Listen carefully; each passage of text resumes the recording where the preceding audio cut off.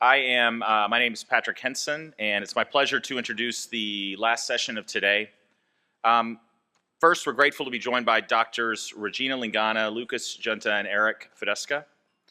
Dr. Linganna is an assistant professor at the Hospital of University of Pennsylvania, where she serves as assistant program director for the anesthesiology and critical care residency and course director for the medical student sub-internship in anesthesia. She was previously adult cardiothoracic anesthesiology fellowship director at Thomas Jefferson University. Nationally, she serves on the board of directors for the Society of Cardiovascular Anesthesiologists and chairs its online education committee. She led the development of ARC, a review course, the Society's leading board review course for adult cardiac anesthesia. Dr. Linganna has received multiple awards, including the prestigious Kaplan Leadership Development Award. She's currently also a lifelong learner, pursuing a master's in medical education to further her passion for teaching the next generation of physicians. She will be speaking today on cardiac concerns in the patients undergoing non-cardiac surgery. Please join me in welcoming Dr. Linganna. Okay, cool. Thank you so much for that awesome introduction. So when I was asked to speak here, first off, I was very honored. And then I got a little nervous, and I was like, well, what am I going to talk about? I feel like there's a lot to talk about cardiac anesthesia for a general anesthesiologist. So I polled my general anesthesia colleagues at Penn, and I said, what should I talk about? And after a lot of ideas, they suggested arrhythmias in the operating room. So that's exactly what I'm going to talk about today. So I have no financial disclosures. I would like to talk about disclosures of failure. So when I was a resident medical student, I saw people up at this podium, and I just thought they were perfect. And I thought everything about them was perfect.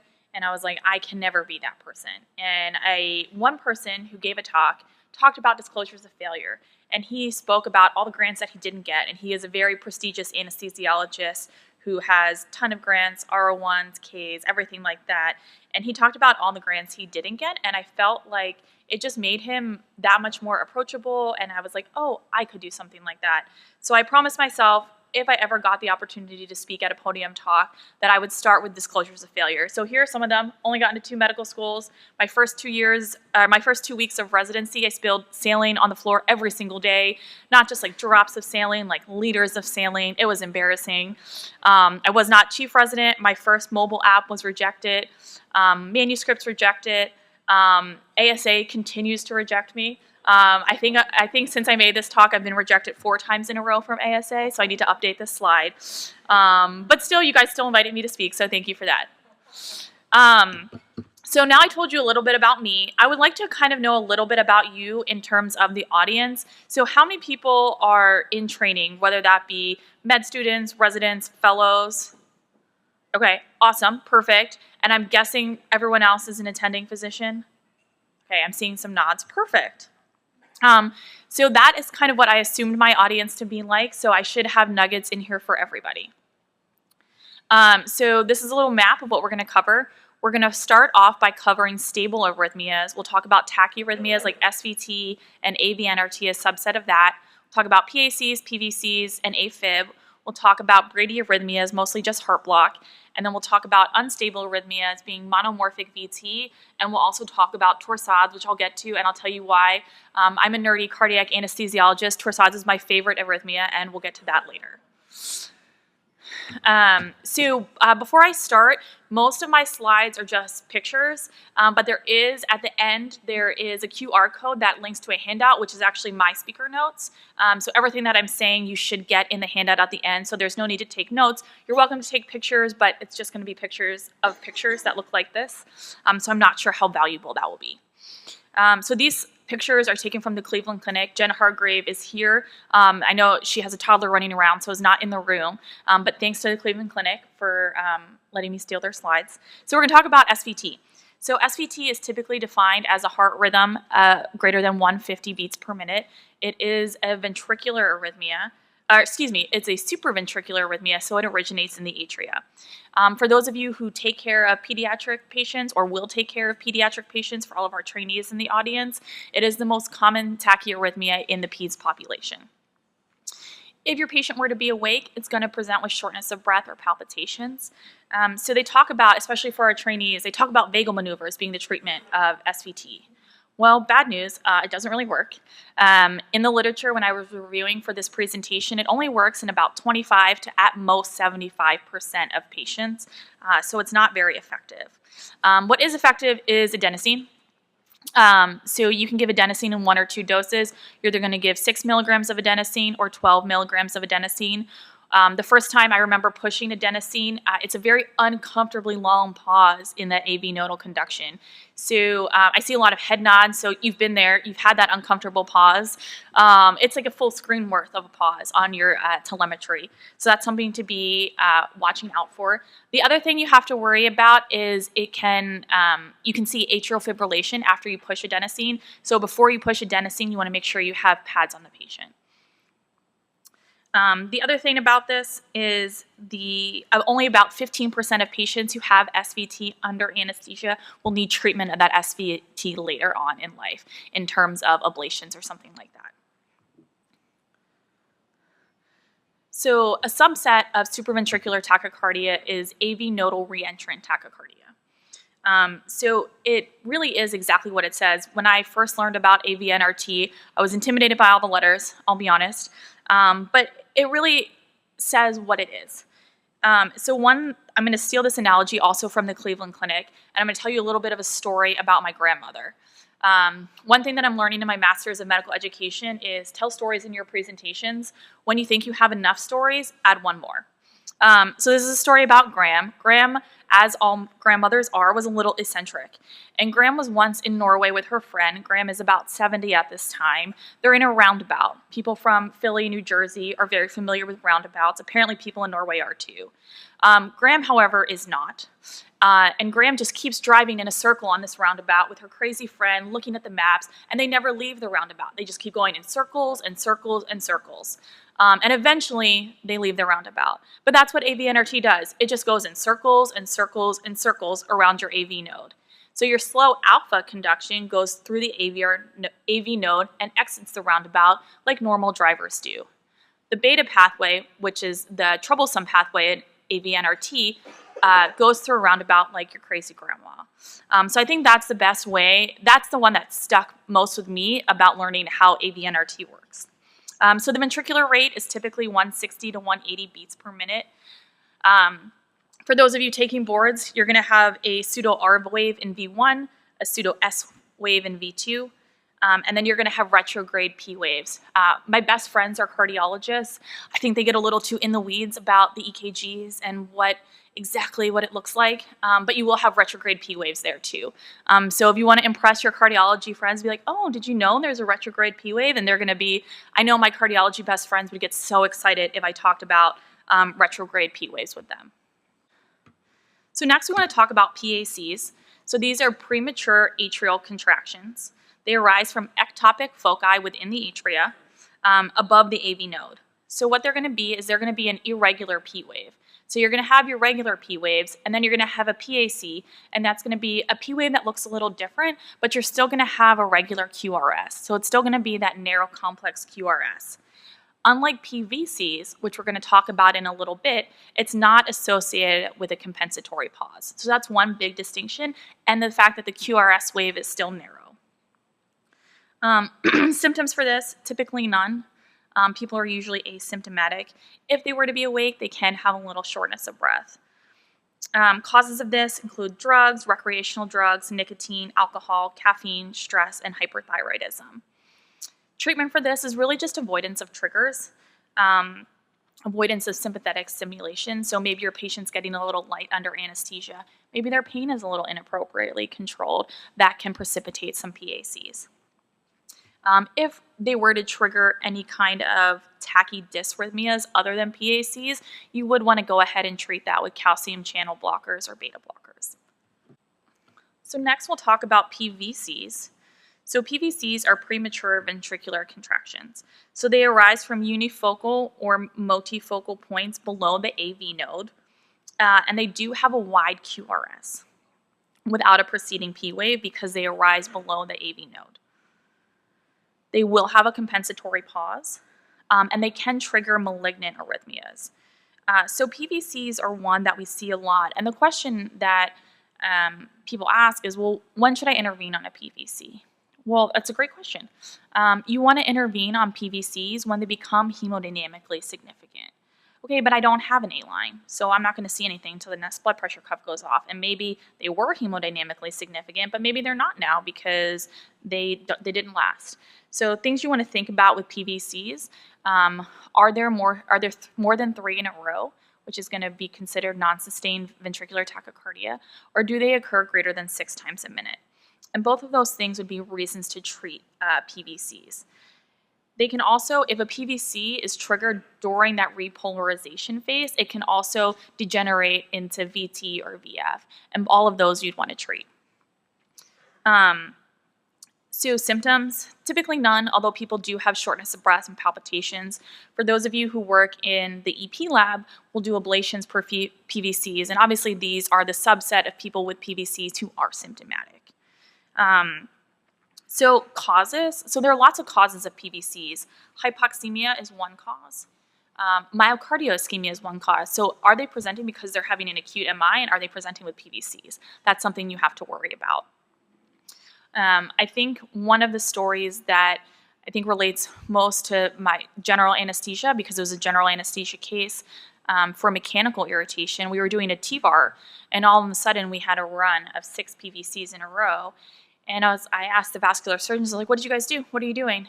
And they're like, oh, we thought we put the wire in a little too far. I was like, yeah, I would say you put the wire in a little too far. I was like, you're tickling the ventricle a little bit. And we all agreed that it was in the best interest of everyone, especially me, if they pulled back the wire from the ventricle, and all of a sudden the PVCs went away. So mechanical irritation is definitely a cause of PVCs, and that is something that you'd want to stop if you can. For those of you who do cardiac anesthesia, obviously mechanical irritation we see all the time and can result in PVCs. You want to get an ABG. If you don't have an A-line, VBG will be just fine, because you want to check your lights. You want to check if you're hypocalcemic, hypomagnesemic, hypokalemic. If your patient's on digitalis, or digoxin, you can get digitalis toxicity. Caffeine, alcohol, cocaine, and once again, that mechanical irritation, they're all causes for PVCs. So treatment, if they're asymptomatic, they don't meet that 3 in a row, they don't meet the 6 in a minute, you don't have to do anything about it. If for whatever reason you are worried about them progressing into a malignant arrhythmia, such as VT or VF, it is something you want to treat. So treat the underlying hypoxemia, treat the mechanical irritation. Obviously, if they're having an ischemic event, please send them to the cath lab. Drugs you can treat them with, beta blockers. You can treat them with amio.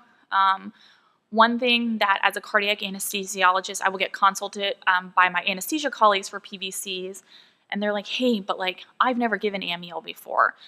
So tips to giving amio, it does lower your blood pressure. So please, please, please give it over a couple minutes, like 3 to 5 minutes, just like you'd give protamine, because it'll tank your pressure. And when we talk about AFib, I'll tell a story about amio unexpectedly or maybe expectedly tanking someone's blood pressure. If the PVCs are symptomatic, before you get pads on, you can use lidocaine to treat. That can be very effective as well. Once we had a patient who was in PVCs progressing to ventricular tachycardia, and we were able to give them a cold dose of lidocaine, and actually everything resolved. And fortunately for them, they didn't need to get defibrillated during that arrest. All right. So the next arrhythmia I want to talk about is atrial fibrillation. And I want to make sure on time, Dr. Feduska reminded me that there was one time 6, 7 years ago, I gave a talk, and he was supposed to talk after me, and I ran over, and he just reminded me that I haven't thought about it in 10 years. He was like, I will never forgive you. So if I keep looking at my watch, it's because I'm a little afraid of him. Anyways, we're about halfway through, and it's 3:46, so I'm doing okay. So atrial fibrillation. So multiple areas in the atria depolarize in an unorganized manner. So this is going to be your irregular heart rhythm. Rate controlled is going to be less than 100. Rapid ventricular response is greater than 100. I'm telling you guys things you already know. Long-standing, persistent, and paroxysmal. So long-standing is going to be greater than 12 months. Persistent is going to be greater than 7 days, and paroxysmal is going to be 2 to 7 days. When we do see atrial fibrillation, it's okay. Things we want to know about atrial fibrillation is it stable or unstable? And one thing that I didn't know that I learned through training was that you can, in the same patient, have unstable AFib that converts to stable AFib. So that was something through cardioversion. So how will we treat unstable AFib? So you want to do a synchronized cardioversion. You do want to make sure it's synced because you don't want to RNT the patient, and degenerate into a malignant arrhythmia. The other thing, so that's why you want it to be a synchronized cardioversion. And that can convert the patient either into a sinus rhythm or it can convert the patient into a stable atrial fibrillation, both of which are going to be better than your unstable AFib. Some causes of atrial fibrillation you guys are very familiar with: hypertension, CAD, CHF, valvulopathy, right? So problems with the mitral valve, when that atria dilates, it's going to make you more prone to atrial fibrillation. So mitral regurgitation, mitral stenosis, both make you prone to atrial fibrillation. Some things that we get consulted about as cardiac anesthesiologists is my patient's in AFib, but I don't know if they have a clot. Well, let's think about it. If they're unstable, it kind of doesn't matter, right? If they're unstable, you have to cardiovert them. You don't have another option. You're going to save their life. And then the other thing you can worry about is if you just saw them in sinus and flip into AFib, there's no risk of putting them back into sinus right then.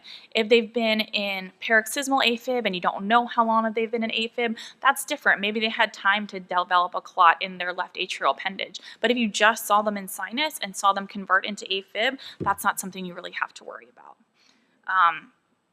And the reason I particularly mentioned that is because this was something that came up in my practice the other day. I took a patient who had severe right ventricular failure had a hip fracture. And they flipped into atrial fibrillation in the operating room. And they were very sick, and I was worried about their right heart. Their EF was about 20%. I was worried about their left heart. Things like I was worried about AFib was on the bottom of my worry list. I didn't think we'd quite get there, but we did. And so they weren't unstable though. So I called the cardiologist. This patient obviously RV failure, LV failure, had a cardiologist. So I called their cardiologist who was inpatient because the patient was admitted. And I said, hey, we could synchronize cardioversion. They just converted into sinus. And he's like, you know what? Are you okay trying amnio?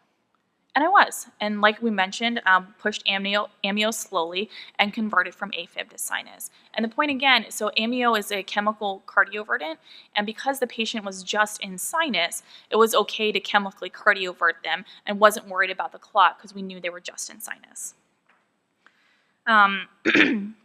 So we talked about unstable AFib being important. Other times AFib can be important when you go from sinus to AFib is in mitral stenosis.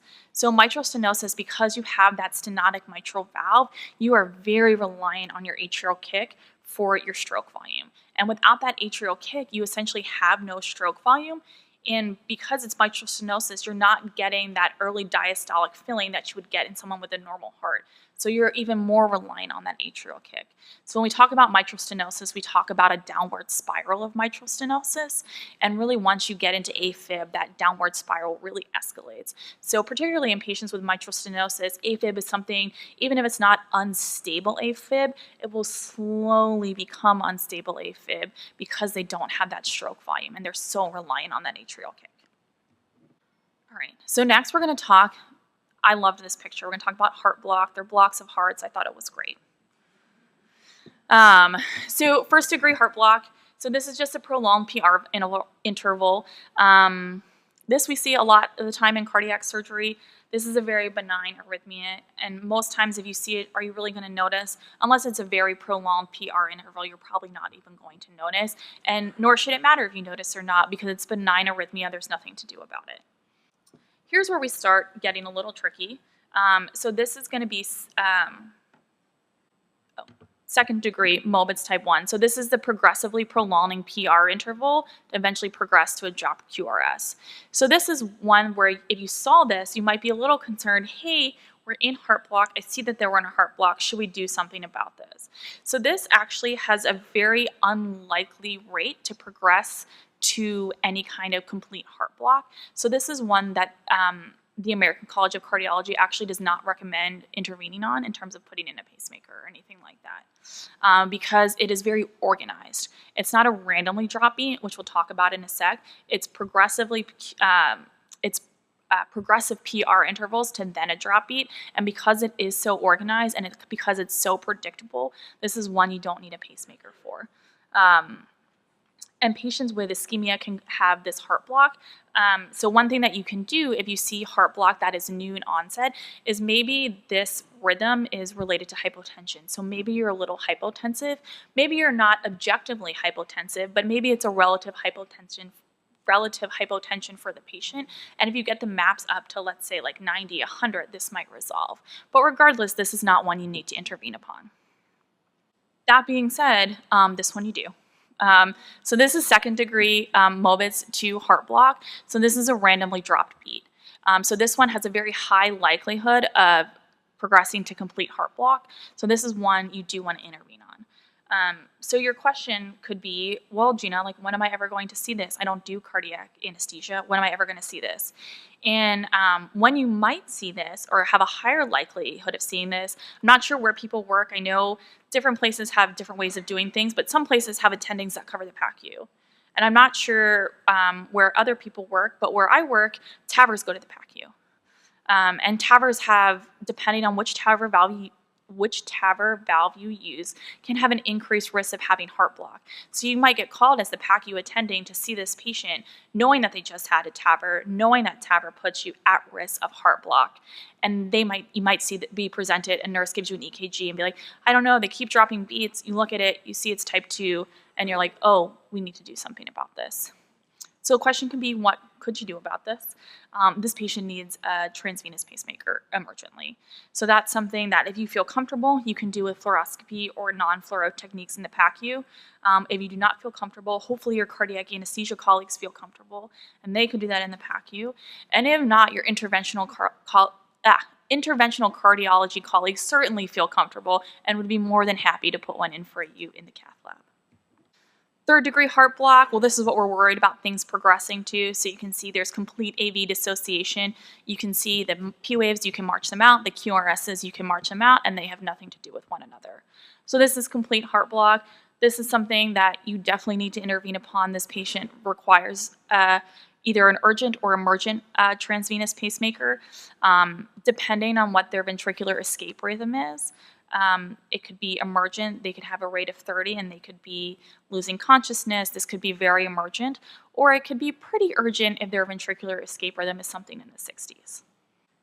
So getting back to our PVCs and things you're worried about them progressing to, so ventricular tachycardia, so greater than 6 PVCs in a row is going to be ventricular tachycardia. Greater than 3 we talked about was going to be the non-sustained VTAC. And this is a wide complex tachycardia because it arises from below the AV node. Greater than 3 PVCs in a row, like I mentioned, is called the non-sustained VTAC.